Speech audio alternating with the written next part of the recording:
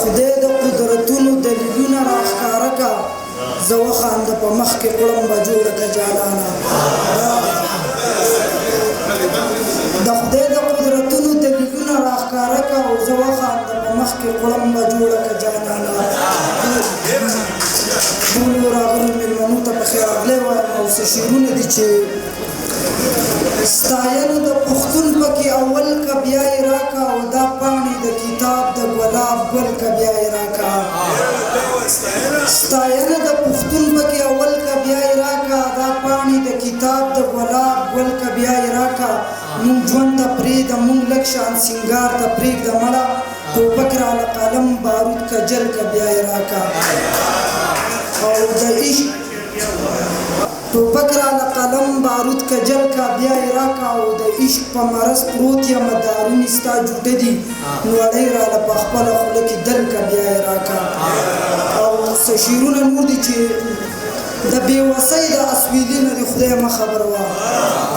د بېوسۍ د اسویلي نه د خدای مه خبره وه زما په لاس د مات بنګړي نه د خدای مه خبره وه یو چې غریبه وي او بل خوا پرې ځواني راشي د هغه پیغلې د زړګي نه د خدای مه خبره یو چې غریبه وي او بل خوا پرې ځواني راشي د هغه پیغلې د زړګي نه د خدای مه خبره وه دا چې په ښار کې تنها ناست وي په چا کار نه لري د هغه خړ پړ لیوني نه د خدای مه خبره وه دا چې په ښار کې تنها ناست وي په چا کار نه لري د هغه خړ پړ لیوني نه د خدای مه خبره وه په غوږ والی په لب سرخي په مخ میکپ لګوي د نوي دور د زلمي نه د خدای مه خبره وه او غزل دی چې غزل مطلب داسې ده چې دا مغربي فکر په مونږ خپل نظر خرڅوي دا مغربي فکر په مونږ خپل نظر خرڅوي دا مغربي فکر زمونږ د کوره ور خرڅوي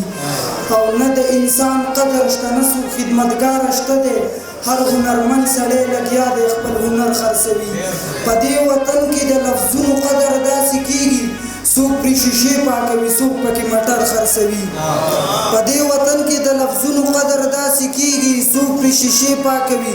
څوک پکې مټر خرڅوي بس یو سړی دی په مزه مزه نوټونه شماري بس یو سړی دی د تور سرو نه څادر خرڅوي او د کم منبر نه چې د حق وینا غږ پورته شي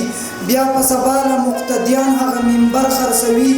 او دا واکداران چې نوکریان په پیسو خرڅوي دا بېروزګاره قوم به خامخا پوډر خرڅوي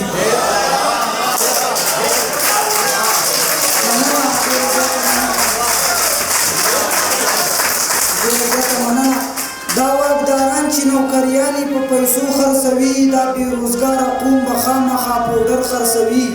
مسلماني بریا له دې حد له راورسېده اوس ټکېدلي میوه خلک په پاستر خرڅوي